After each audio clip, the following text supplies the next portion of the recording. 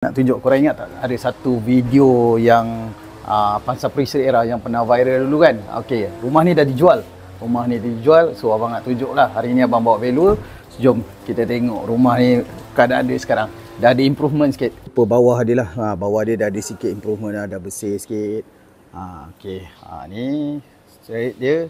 Okey, ni rumah yang hari tu. Ni rumah hari tu.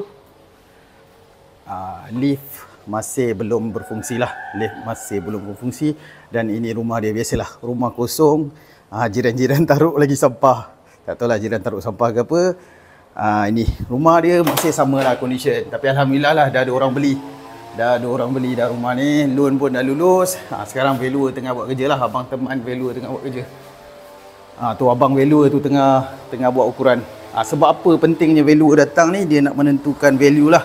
Dia akan keluarkan valuation report untuk bank release duit tu.